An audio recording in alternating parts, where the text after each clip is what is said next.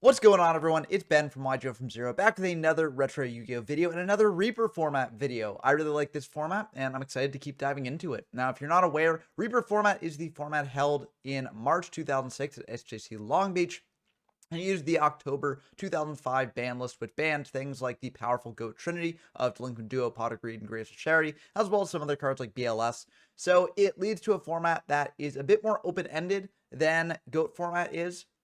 Although I will say that, through experimentation, people have found decks like Stein OTKs and Rescue Cat OTK are very, very good. And that does turn some people away from the format, but there's still a lot of fun to be had in a lot of other decks in the format that don't do those sort of things and can still be very, very good. A prime example of that is Bazoo Return. And this Bazoo Return list is made by PRP Gecko, who actually got second place at a big tournament with it. So that's pretty cool, and I like the list. And so that's what I use for this video.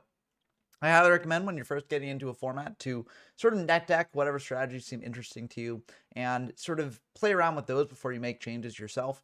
And honestly, after playing this deck, I don't really have many changes for this. I think it's just really, really good as is.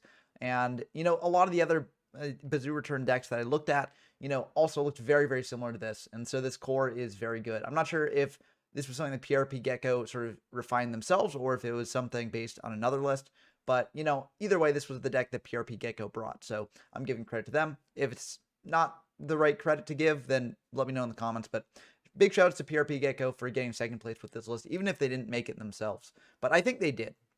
So let me know in the comments again if anyone knows whether they did or not. But anyways, this is the list. So basically, Bazoo Return is a deck where you're playing around with Bazoo the Soul Eater to banish a variety of cards from your graveyard and then going for a big return from the different dimension play to close out the game.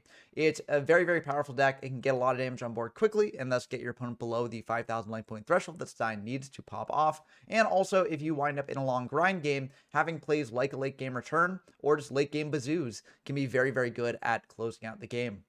So I really like this deck. I think it plays along multiple axes very well, and I think it's a very, very powerful deck in this format. To go through the card by card, firstly, we've got triple Bazoo the Soul Eater. That is sort of the heart and soul of the deck. If you draw it early, it can be a bit awkward, but most of the time you'll be able to use up your other monsters beforehand, and then bring this out and get over things like Cyber Dragons or other things like that. So very, very powerful card in this deck. Also got a break with Magic Warrior to pop our opponent's back row and just act as a big body. We've got a Chaos Orc here. We've got a fair amount of Lights and Darks. We got Breaker. We got Koichis. We got Sidras. We got DD Warrior Lady. And we also got even a Ninja Grandmaster Sasuke for our lights. So there's a fair amount of Lights and Darks to fuel this, and it can also fuel our return plays as well. We've got double Sidra to get more aggressive. We've got a Cyber Jar to draw deeper in our deck and potentially, get ourselves out of a bad situation if our opponent has a bunch of monsters on board that we can't quite overcome. We've got a DD Warrior Lady here to banish our opponent's stuff. We've got triple Dekoichi, the Battle Chanted Locomotive, to draw cards. We've got an Exiled Force to act as removal. We've got double King Tiger Wanghu. This is really good. It stops a lot of the powerful OTK decks in the format. You can't bring out Cyberstein with this up. You can't bring out Rescue Cat with this up. So it's very good there. It also stops Scapegoat if your opponent is playing that to protect themselves.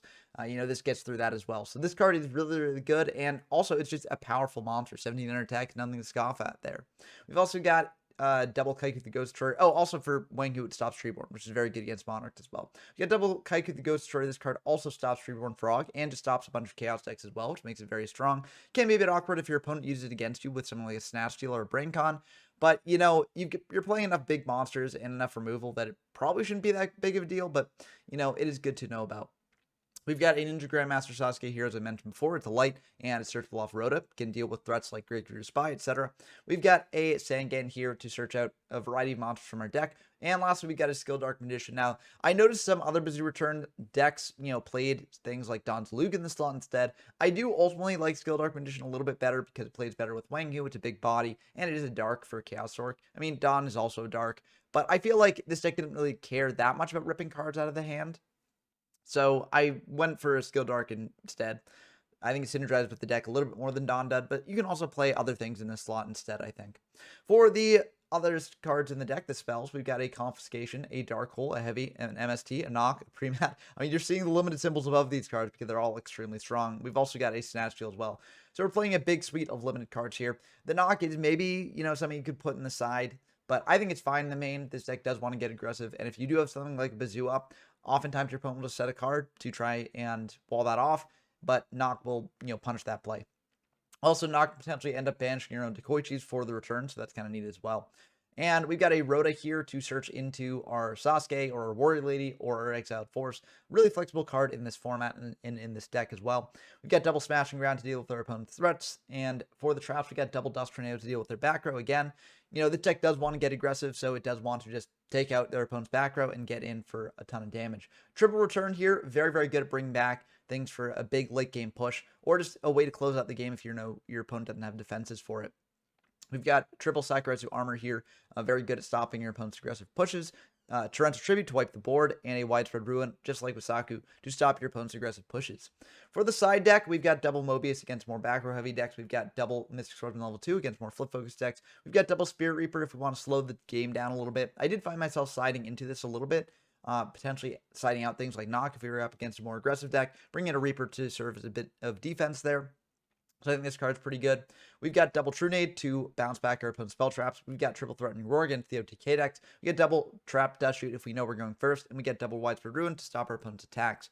Fusion deck is pretty much a hodgepodge. You know, it's basically a toolbox. Fusion deck here, I did adjust this from the original list, but I think it's fine to adjust it this way. We do play with an unlimited Fusion deck here, so you can proxy in cards that you don't have in this Fusion deck here, so it shouldn't be that big of a deal. If you want to get a more in-depth breakdown of what these cards are and why they're here, definitely check out the Stein Monarch video that I released for this format the other day, because it does do a better job at going through all of these and explaining what they're here for. But this deck doesn't really have many ways to get into the Fusion deck. It's mainly here if, like, you take control of your opponent's Cyberstein, or maybe they're playing Exchange and you get back a Metamorphosis. There are weird edge cases where you do want to have a Fusion deck, so it is good to include here. But that's going to do it for the deck breakdown. Let's dive into some games and see how it actually plays.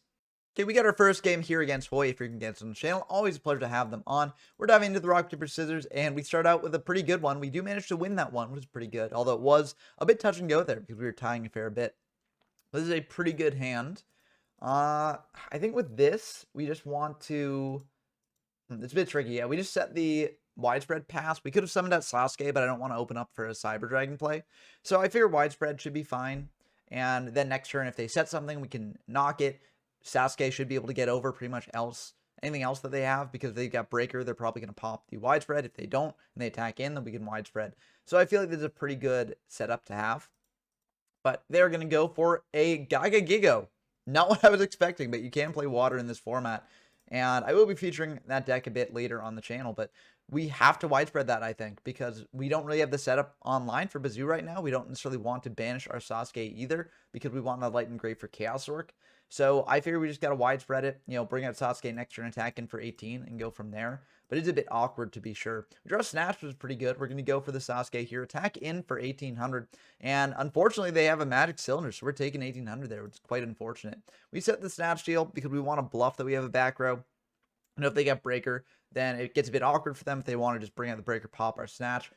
Or if they've got Side Run, maybe they'll just commit the Side Run attack in, trying not to play into TT. And if they do have like MST or something, then Snatch would probably die to that anyways. So I'm not really too upset about losing it to that in the first place. So I think this should be fine. They're going to go for a Hydra get in here, and they're going to attack into our Sasuke. That's very scary because it means they probably have something to do here. We're going to make the thingy face even though we don't have anything to think about, but we want to bluff that we might. And they're going to go for an Econ here. Switch our Sasuke to defense, bring out another Hydra Geddon, and get in for 1600 more. Now we have a couple different options here. They will set some back row here, which is a bit unfortunate. But luckily we do have some options. So what we're going to do is we're going to start with just going for Snatch, trying to take control of one of their Geddons and attacking into the other one. The Geddons actually have to be on field to use their effect to bring out another Hydra Geddon from deck. So after they crash, Hoy won't be able to bring out another Hydra Geddon. But our opponent has a really good play here. They're going to tribute that Hydra Geddon for the Spiritual Water Out Owie. I mean, I showed how powerful this was in Cyber format, and it's still very strong here, especially with Treeborn Frog, enabling you to, tribute that and get a rip. I mean, it's just very, very strong. But they're going to rip the Chaos Orc there. Kind of an interesting pick. I feel like Premat would have been very good here, but they're probably afraid that we can get a Dark Engrave, and they don't want us to bring out the Sorc. So yeah, I think that's fine overall, but now we can pre-map back the Sasuke potentially. We bring out a Bazoo here. We banish the Sorc because, we can't bring back Sorc. It wasn't properly summoned. So we're just going to buff that up to 19. And then we're going to pre-map back the Sasuke. So that way, if they have got like Book of Moon or Econ or something, we can get through that. There's no Mirror Force in this format, so we don't have to worry about that. and luckily this will indeed go through. So we're going to attack in for 19, and they will take that. So let's take it all. I'm feeling pretty good about this. They do know about the knock in hand, so it's not like they're going to set. So that card's probably a bit dead, but there's no reason to really set it because they would know that it's the knock set there. Looks like they did have a book, but they choose not to use it because, I mean, they would have gotten, you know, the Hydra getting gone anyways. So I think it made sense to not use book there. They could have used book on Hydra that was being taken, but I do think it makes sense to owie. You get a little bit more value off it that way. Either way, they're able to attack over our Bazoo there with the Abyss Soldier.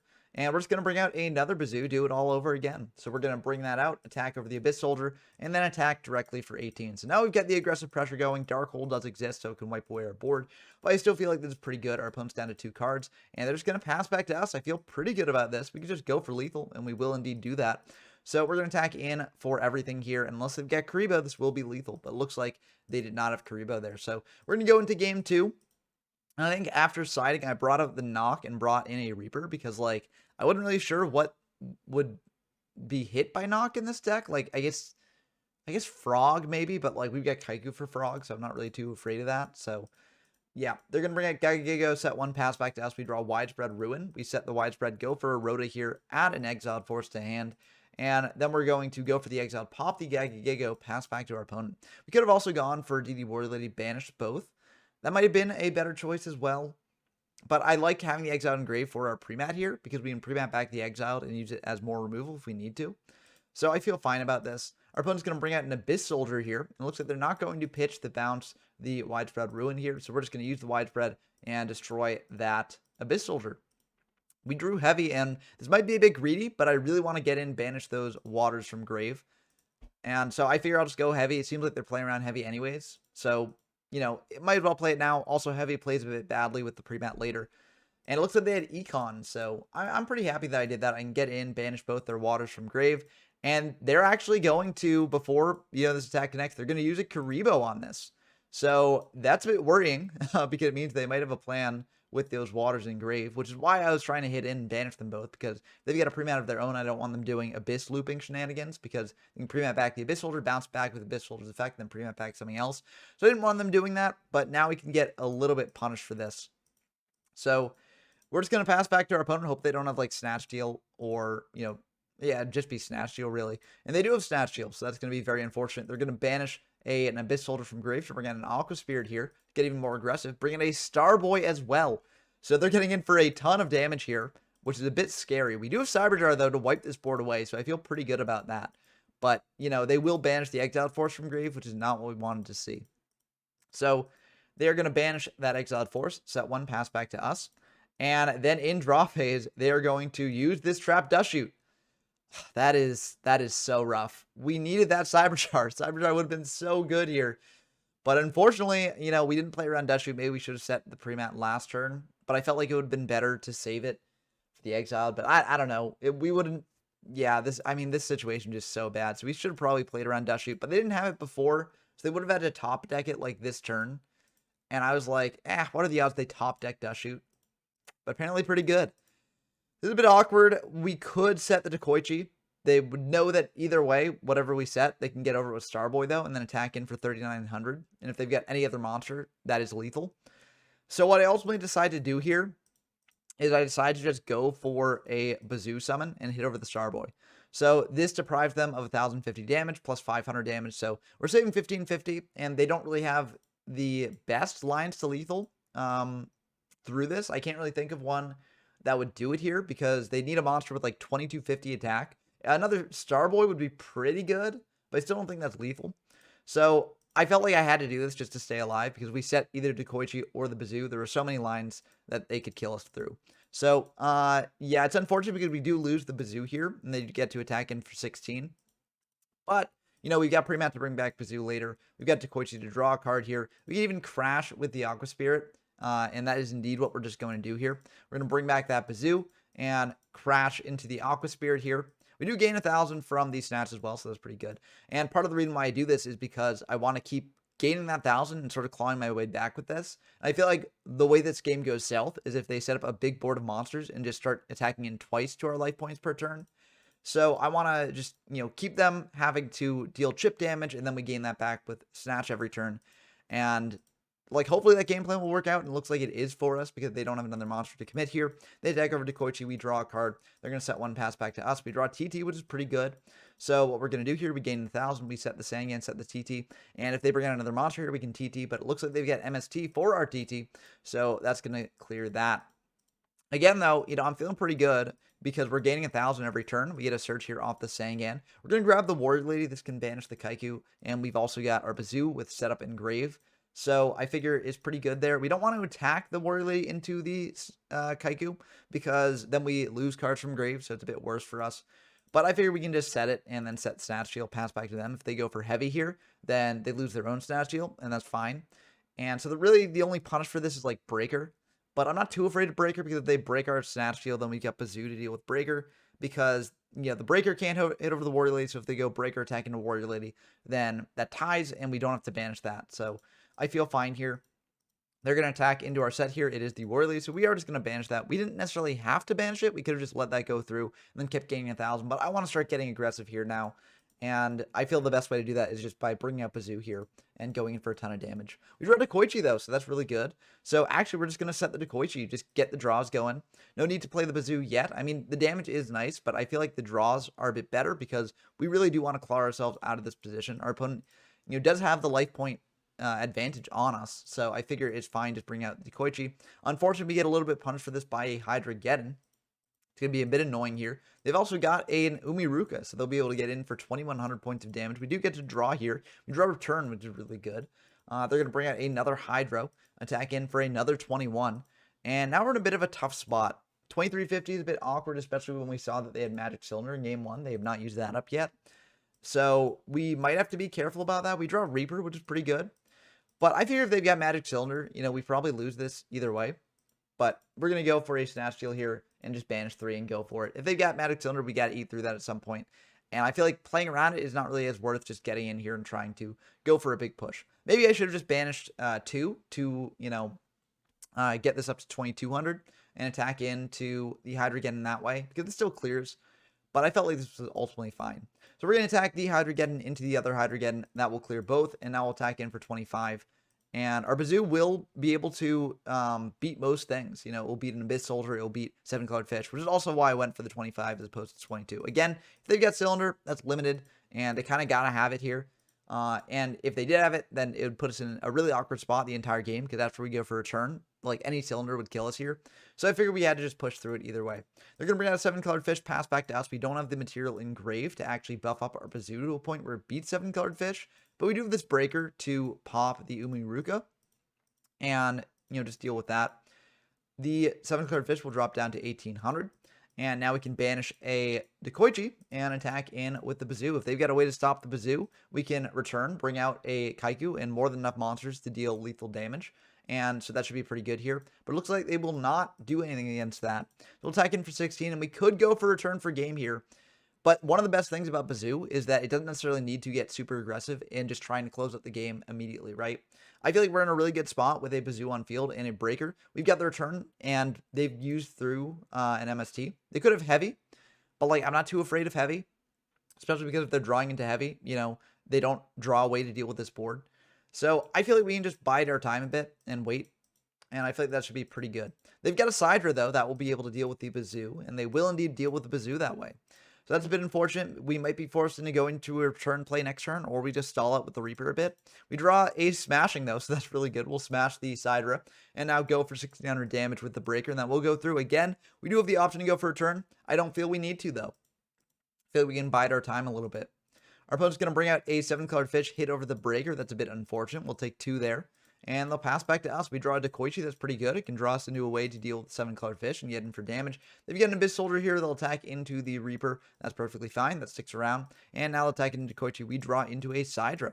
That's pretty good. We draw into a Saku as well. So we'll tribute off the Reaper for the Sidra. Attack in to the Abyss Soldier. That'll be met with a book. That's a bit worse for us. We could potentially do a return play here and just try and clear their stuff. I mean, we've got Kaiku plus Warrior Lady to get rid of both those things, and we can attack in for lethal potentially. But again, I don't really feel the need to do that. I feel like we're in a pretty good spot. We got Saku for one of these attacks, and then for the other, we can actually just take it. I feel like that set is not Magic Cylinder. And I mean, if they drew Magic Cylinder here, again, we're probably dead anyways. But Looks like we'll attack into the 7-colored fish. They've got Econ for that. They'll switch our side over to defense, pass back to us. They're going to bring out another 7-colored fish, and now we are taking the 1850. Or not 1850, but 1800. Dropping down to 150. Luckily, we can use return no matter how many life points we have, because it just halves our life points.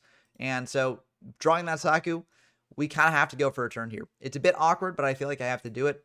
And, you know, even if they've got something to stop some of these attacks, we do have Saku to deal with one of these fishes, and we can also try and get over both here as well with the Kaiku and the Bazoo. So I feel like this should still be good. We accidentally brought out the Sangan in defense, but we will just bring out an attack. We also bring out this Exiled Force to pop one of the 7-card fishes before the battle phase too. We're going to banish 3 here for the Bazoo. Again, no reason to play around a, magic cylinder here, because we would have been dead before if that's what they had. But we're going to attack into the 7-colored and now attack in, trying to go for game, and that will indeed be the end of the game there. It looks like that set was just a dust shoot that was dead. So we could have gone for game and won a lot earlier. But again, I feel like it is good to save the returns when you're in a good spot, when you don't really need to go for it. There is also the argument that, like, the longer the game goes on, the more likely it is they'll draw into an out to your return. So maybe you should go for a return earlier. I'm still getting used to the deck, so I'm not quite sure, what the seasoned experts would say on that. But I still feel like we played this game pretty well, and we were able to claw ourselves back from a pretty bad position in this game to win. So I think that shows the power of this deck. But let's dive into the next deck now. Okay, we got a game against LL, a new guest on the channel. Pleasure to have them on. And we're going to dive in to the rock, paper, scissors. So we do manage to win the RPS, so we will be going first here, which is pretty good. And what do we get? Comfy. I mean, that's really good here. That's what you always want to see going first. So we're just going to fire that Comfy, rip a card out of their hand, and we see that they're on Rescue Cat. So they've got Rescue Cat, Death Wombat, Solemn, Pot of Avarice, and Big March of Animals. So that's a bit scary for us if they set up a big play here. But we got to wonder, like, do we go for stopping, the combo piece in hand? Do we stop the Rescue Cat here in case they draw into, like, Last Will? Or do we go for something like Solemn, which could be more trouble for us later on? And I think the choice I make here is going for the Solemn. And I think that makes sense because we do have this Torrential Tribute. Like, they don't really have a way to, like, go for the Rescue Cat OTK through TT next turn. If they draw into, like Trunade or something, then go for Rescue Cat. They don't actually have a way to, get to 5 monsters in graveyard for the pot. And also they don't have a way to get multiple Rescue Cats on field. So I feel fine about sending the Solemn, because I feel like that is the biggest threat here. Because I want to be able to do plays unencumbered later on. And again, we do have TT, so if they go for a big play, we can TT the board. So our opponent's going to go for the cat play now, tribute off that cat, and bring out a Gyakugiri Panda and a Mindless Radiant. I think this is the correct play from them, even if they don't have, like, a Last Will or something here, because it gets in damage, and also gets 3 monsters engraved for the Pot of Avarice, which you do want to be live at some point. So they're just going to go and attack in. We could have TT'd on the, monster summoned off Rescue Cat, but I didn't really feel like that was necessary because I didn't want, if they had, like, a Will in hand, for them to just activate Last Will and bring out things again. So I figured it was fine just holding the TT. And it looks like they don't have the Last Will there, so they're just going to get in for 12 off the Panda and then attack in for 8 off the Mindless Radiant. We get a DD Warrior Lady because I feel like it's good against Avarice. We don't want them necessarily having 5 monsters in grave. But we draw Kaiku, which is even better against Avarice, because now we're able to banish 2 cards from grave instead of just 1. So, I feel pretty good about that. That's probably the perfect draw for that situation. They go for the Wombat here. They are able to clear our Kaiku with the Big March of Animals if we attack in, so that is good to know about. We do have the Smashing to sort of dodge around that if we want to. We're going to bring this DD Warrior Lady here, go for the Smashing, and now just attack in. We went for DD Warrior Lady because they've got, like, Torrential Tribute, then our Chaos Orc's online, so I feel pretty good about that. They're going to go for Call on the Wombat, though, and then go for Big March of the Animals here. So they are indeed able to clear our Kaiku. We decided to crash the Kaiku in because we don't really feel like banishing the Wombat with the Warrior Lady, because now they've only got 1 monster. Or no, they got 2 monsters in grave. So I guess we could have, but I feel like with only 2 cards in hand, it's not really worth worrying about that sort of thing. And we can save Warrior Lady for a bigger threat later. So we're going to pass back to them. They do have pre-mat to bring back the Wombat potentially, and they will indeed bring back the Wombat there. They're going to attack in to the Warrior Lady. And we could let that go, but we just decided to banish it because, I can save Chaos Orc for later. We've got other lights in our deck, so I feel like this is fine. They're going to set 1 pass back to us, and we draw Cyberjar here. So we're just going to set the Dekoichi pass back to them. We both realize that the pre-match should not be there at that point. It can be easy to forget that sort of thing on Dueling Book. And our opponent's just going to pass back to us. We draw a Wanghu, which is pretty good. We're going to go for the Koichi, draw into a Dust Tornado, bring out this Wanghu attack into the set in case it's like Rat. This is really good. We've just been top decking like out of our minds against this Rescue Cat deck. So, I mean, we did get pretty lucky here, but the deck is also like very good against OTK decks. So, that is also good to keep in mind. But yeah, our opponent is going to go for a Wombat here, attack over our Koichi. That's perfectly fine. We'll take 2 from that. But, the Wanghu does clear the Wombat. And also, if we're worried about Big March of Animals, we can go for Bazoo instead. We've got plenty of monsters engraved to banish for Bazoo, so we should be fine there as well. We also do have a Dust Tornado to snipe what they've got in the end phase, so I feel pretty good about this. We draw a return, which is really good. We're going to go for Bazoo, set up a return play. If this does not somehow do lethal, they'd have to have like Karibo to prevent it from doing lethal. But it looks like they do not have Karibo, so they're going to take 9 and then take 17, and that will be the end of the game. So post-siding, I think I do take out the knock. I think I take out, or maybe I keep the knock in because it's good against Rat. But I don't bring in Reaper for sure. I think I might bring in Mobius. Yeah, I think I take out knock for Mobius. Because Mobius is really good against some of the floodgates that this deck runs. And yep, there's the Mobius. So yeah, I think I take out knock for Mobius in this matchup. They're just going to T-set, pass back to us. We draw Sidra, which is a perfect draw here. If we want to get really aggressive, we could go for Sidra Tribute over for Mobius, pop their back row. But I feel like we can just attack in here, save Mobius for when they have 2 back row. If it's like Gravity Bind, I'm fine waiting a turn and then going for Mobius. So we attack over a Panda, which is pretty good. We're going to set this to Koichi and then set a Dust Tornado and a return, pass back to them. They've got a heavy set. They got us with the Pro Heavy. But I feel like they'd have to have like Heavy plus Dark Hole to, really put us in a bad spot. And even if they do have that, we've got Cyberjar to sort of recover a bit here. So I'm fine like committing a lot of our resources to board here. They're going to go for a Rescue Cat play, bring out a Panda and a Radiant here. And that's pretty good. I mean, it gets over our Sidra. And I think it also, now it doesn't quite clear our Koichi. Well, after Big March, it will. Yeah. So this will clear our Sidra and our Koichi if they so choose, and they will indeed so choose, but I think it's smart because you got to clear what you can when you can. So yeah, but now we've got a Light and Dark Engrave plus a return set, so we feel really good about this. They're going to lose their monsters there, and they'll pass back to us. We draw an MST. Now, there are a couple of different options we could do here. They're pretty low on resources, so we could just hold the Cyberjar, not do anything here really, and just pass back to them. But I feel like setting the Cyberjar could be good if they summon on a monster to hit over the Cyberjar next turn. Then they could get pretty aggressive here. So maybe it's not worth doing.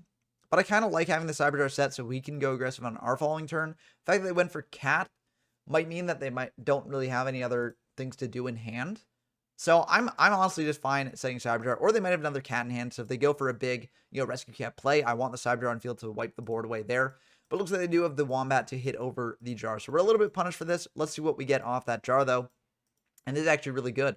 We get a Wanghu and an Exiled Force, so Wanghu can shut off a lot of the monsters that they'd summon out off this Cyberjar here. And Smashing, Snatch, and Widespread are good for follow-up later. So let's see what they get as well. They get a Call, a Mindless, a Will, a Barrel, and a Will. So Will against Wanghu is not really the best, so we feel pretty good about that.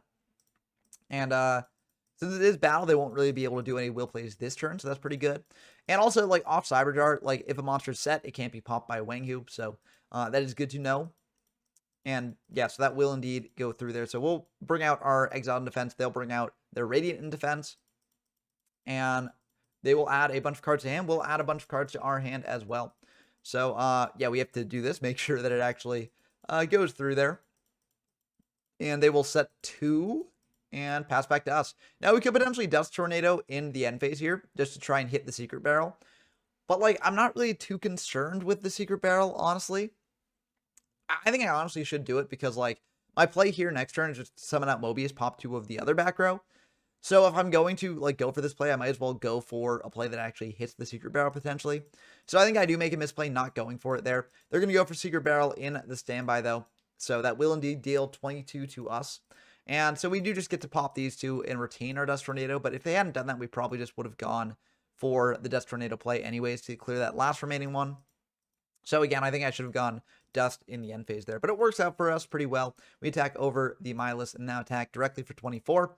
We are going to set a Widespread Ruin, say Heavy Storm is not real. If it is real, we do have follow-up plays for later. But I feel like this is a pretty good board to have. They're going to go for Avarice here, so Avarice will be able to go through, and they'll be able to draw 2 off that. Showing one of the powers of the Rescue Cat deck. If you're going through Rescue Cats a fair amount of the time, your Avarices will likely be live, so that's pretty good. They're going to set 3, pass back Dust. We just go for Dust Tornado in the end phase, popping one of those. We hit a Trio, which honestly, probably not the one we wanted to hit, because Trio under Wanghu is not really the best, but it's something at least.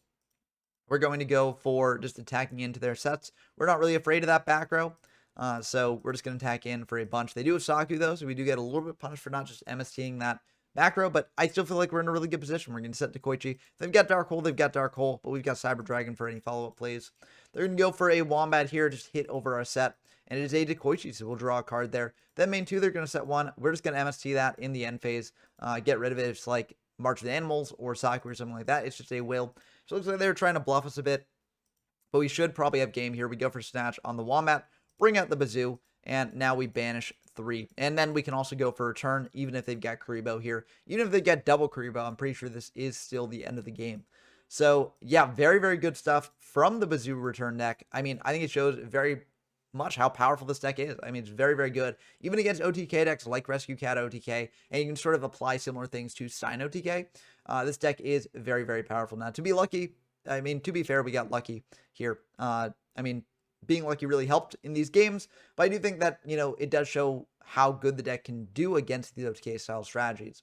So going for a more meta pick to our last game, which is up against a bit of a less meta deck, but I do think it does show how the deck can perform against decks that really do hurt it quite a bit. Okay, our last game here is against Soul65, a frequent guest on the channel. We're diving into the games now, winning the RPS, going first here. And wouldn't you know it, it's just glued to my opening hand. We do indeed draw the coffee. So, you know, sometimes you just go on a lucky streak. And, you know, sometimes you open the coffee in the opener. So, looks like they're on an Insect deck here. They've got Ultimate Insect level 3, Morphing Jar, Doom Dozer, Solemn, and Ultimate Insect level 5 in hand. Now, there are a couple different choices I could go for here. I could go for the Solemn. I could go for the Doom Dozer instead. What I'm ultimately going to do, though, is a bit weird, but I'm going to go for the level 3. What I want to do is I want them to set the Morphing Jar and get us full value off the Morphing Jar. So what I'm going to do here is I'm going to set the Sangan, set TT, set Dust. If they do make a play, you know, I've got TT plus Sangan to be pretty good there. And, I mean, that could set up their Doom Dozer, which is a bit awkward. But we got Smashing for the Doom Dozer ultimately. You know, Doom Dozer sets up Card Engrave potentially for us, so I'm pretty good with that. But either way, what I want to do here is I want to, you know, trigger the Morphing Jar on my next turn and get 5 new cards out of it. So that's why I send the Ultimate Insect level 3. I don't want them subbing out Insect just attacking over Sangan and not committing the Morphing Jar. I want them to commit the Morphing Jar as soon as possible. They're going to set 2, which tells me that it is indeed the Morphing Jar. It has to be the Morphing Jar, in fact, because they only had 1 spell trap in hand there. We're going to flip up this Sangan, go for the Sasuke. Now we're going to set 2 of our own. And now we're going to attack in that Morphing Jar, draw 5 new ones. It does play into heavy a little bit, but they've got a Solemn of their own back there. So, like, if they do draw heavy, I feel like they're not just going to heavy our board. And, you know, we would have lost those cards to Morphing Jar anyways. So, we're going to attack in for 18. Now, it is awkward because now they do have Insect set up for the Doom Dozer if they do have another in their deck. But, you know, we sort of have to go for that. We can't really do anything about that here. We're going to set a Dust Tornado here. We could have also set Saku. But I want to set Dust because I want to deal with anything else they might set here. So, I mean, I don't know. Maybe it's a bit too greedy to set the Dust, but I feel like it's fine. Our heavy is really not going to get much value to us because we want to use up our Smashing, our TT, all the powerful cards we do have here before going for the heavy. So I figure it's fine just going for the Dust instead. They're going to attack into our Sasuke with the Sidra, so we'll lose that. And now they're going to set 1 pass back to us. We've got a Dust for one of their back row, and that's going to be fine. We've got a Dust for another of their back row, and that's going to be fine as well. So we hit the 2 new ones because we know that it's Solemn plus 1 other card. They didn't want to pitch off the Morphing Jar, so I figured it could be Solemn plus just a spell. We could have gone Solemn fishing there as well, but I figured the 2 that they set there would have probably been more live. So that's why I hit the 2 new ones. So we're going to bring out a Wanghu here and then go for a Smashing on the Sidra. And now we're just going to hit into the set. It is a Giant Rat, so I feel really good about that. They're not going to use the effect, and we're going to attack in for 1,000 off the Sangan. We're going to set a Saku here, pass back to my opponent here. And they're just going to set 1 pass back to us. I feel really good about this. We draw Skilled Dark Magician, and we'll bring that out. We'll attack over the set with the Wanghu, because there isn't really much the Insect deck can really do to wall up against Wanghu, I'm pretty sure. So, you know, I feel like this is fine. They're going to get a DD Warrior Lady. That's fine, because they have to set that beforehand, and because otherwise it would get popped by Wanghu. So we can just attack in here for a bunch of damage. Now they're down pretty bad. Of course, their Solemn's getting a little bit better because they have to pay less life points. But, oh, Comfy here. That's interesting. So they're going to take the Heavy Storm out of our hand and leave us with a Dekoichi and a Bazoo. That makes me a little bit scared about what they're setting in the back row there. But I still feel like this is ultimately fine. I mean, Breaker should wrap this thing up. So we can break the newest back row. If they don't want us to break it, they can Solemn. But I feel like we can probably play through this. I mean, yeah, that was just a creature swap. So, yeah, this will just be the end of the game.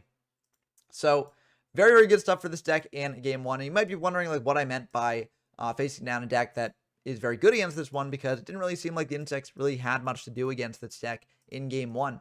Well, stick around, you might see what I mean in game two here. They bring out an Insect Knight in one set and pass back to us. So we're just going to bring out this, Skilled Recognition attack into the Insect Knight. We also could have gone Reinforcement the Army, got Exiled Force, popped it that way, had set up for our pre-mat later.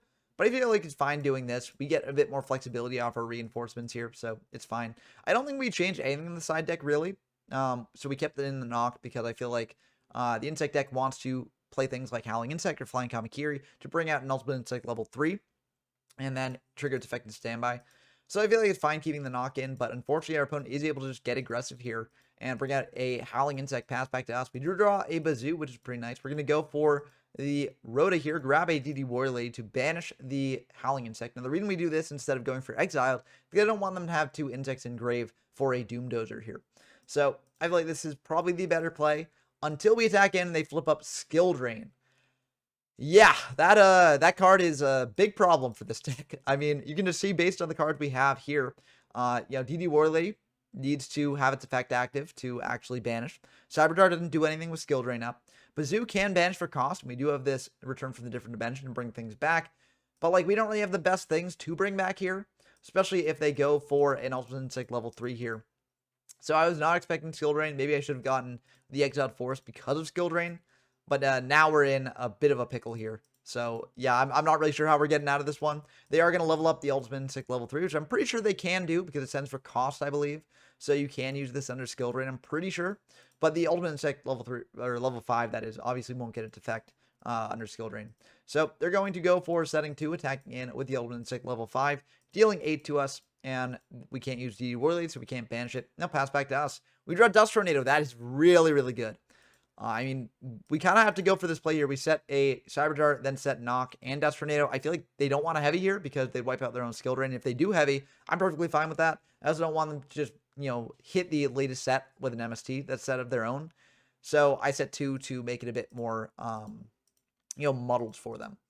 But they are going to level up that Ultimate Insect level 5 into a level 7. That is kind of wild that they're playing level 7, but you can play that in this deck. It's just, in general, I feel like level 5 is all you really need. You don't really need level 7, and level 7 can be a bit of a brick. I mean, we saw that from hand, but it's still very cool to see that come out here. Now, on the attack deck, we're going to go for a Dust Tornado, and that will go through. So we are able to bring out a Cyber Dart here, pop the board, and bring out, oh my goodness, 3 Dekoichis. That's wild. 3 Dekoichis. Our opponent's going to get a Sangan and a DD Warrior Lady. Or not DD Warrior, but DD Warrior, not the lady. Solemn, Call, and Ruin. That's going to be pretty good overall. So we get out these Dekoichis here. We set those all down. And that will be 3 draws for us. That's a really, really good hit off Cyber Dart. It's kind of wild that they were all coming through in the next couple draws, though. So our opponent's going to, add these all to hand, but they're going to set the Sangan and DD Warrior because there isn't really a reason to attack into them. So because they know about the Sidra in hand. So they're just going to set those, make it a bit trickier for us. And now they're going to set 1, set 3, and pass back down. So that's kind of wild. But, we are going to try and make some plays here. We're going to flip Dekoichi, draw a card, give us more options here. We draw Dust Tornado, flip another Dekoichi, draw another card, and we draw Heavy. Heavy gives us some choices. Heavy is pretty good here. We could just Heavy trying to bait out the Solemn now. But I don't want to lose full value on this knock if they do just let it go. So I'm going to knock the new set. It is a Flying Kamakiri #1, so glad I did that. And now that we've gotten that out of the way, let's go for this Heavy. They do use the Solemn on that. Makes sense. I would probably use the Solemn there too. We're flip this last Dekoichi, go for a draw here. If they get Death Shoot, they get Death Shoot. The reason why I saved this last Dekoichi for last after drawing the Heavy is because if they did have Death Shoot, I want them to use it up so that way we'd be able to get an unknown draw off the Dekoichi afterwards. But it's looking pretty good for us. We have to decide here, do we sort of go for it? We know that there is a widespread in hand, or on field, that is. We know that there's a call probably as well. We don't really have any good way to stop the call. If we go for Dark Hole here, then try and go for Bazoo plus a return play, we could do that. Because we do Bazoo, we can return back the Warrior Lead to banish whatever they bring back off the call. But we lose our Bazoo, so we're getting in for just 2,800, which isn't really lethal. So I don't really want to do that. We could pre-map back something as well. Or actually, if we banish the Koichi off Bazoo, we could try and get... No, that's just 33. But pre-map after Dark Hole could do something maybe. I don't really think it's worth it. I'm trying to talk myself into doing it, but with that many unknown back row, I don't really want to go for this play. So what I'm going to do instead is I'm just going to play it a bit safe here. I'm going to bring out the Bazoo and banish here just to set up a return play. Because, you know, if we do get into a situation where return would be good, I feel like it is good to have that. So I'm just going to go for this and then attack in. That's going to eat the widespread for sure. But I feel like it is still worth doing. We're going to attack into the Warriors, so that will be banished there. We're going to attack into the Sangan, and that will get them a search. We can go for Ultimate Insect level 3. We are perfectly fine with that because, you know, that just crashes with our Dekoichis. Doesn't really do much that we're scared of there. And now in main 2, we're just going to Comfy, see what they're working with here. See, they've got an Ultimate Insect level 3, a Snatch Steal, and a Sidra. I think of those, we definitely want to get rid of the Sidra. So we're going to deal with that, get that engrave. And now we're going to set a Dust Tornado and a Saku, pass back to them. And they're going to think about this a bit and go for a call here. Go for Howling Insect. I feel like going for the level 7 would just be generally better, but I guess they're playing around Dust Tornado this way, but it doesn't really play around Dust Tornado because Howling Insect needs to be destroyed by battle. So I'm not really sure why they're going for call now. But I mean, it's fine. You know, it gets them a monster on board. They potentially go into some plays here, and they are going to try and do that, but we do have the dust to stop the call. So we'll dust that. They go for an Ultimate Insect level 3, set 2, pass back to us, but I feel like this should be pretty good. We should probably have lethal damage here. We're going to tribute over the Dekoichi for a Sidra. They go for a TT here. That's perfectly fine. We go for a pre-mat, bringing back the Sidra. Threatening lethal here. They use Solemn on that. And now we could go for a turn. Might be good to go for a turn, but we do have double Saku here as well. I'm going to go for a turn. We don't really have any aggressive pressure in hand here, so I do think it is worth going. Even though they do have one unknown back row, we know that one of them is Snatch. But I feel like it is worth going for here, because even if they stop this return, like let's say they have the third Solemn, we've got double Saku in hand, or not in hand, but on field, and Dark Hole as well. So I feel like we should be pretty resilient against most threats here. So I think that the return play is correct here, and that does indeed wrap up the game there. So very, very good games, and none of these games actually went to game 3, which I think does show the power of Bazoo Return. I mean, this deck is super, super good. It can play along many different axes over the course of the game. It can go aggressive early on to get Stein decks out of their range that they need. It can play a bit more conservatively and go for a major grind game against decks that are a bit grindier.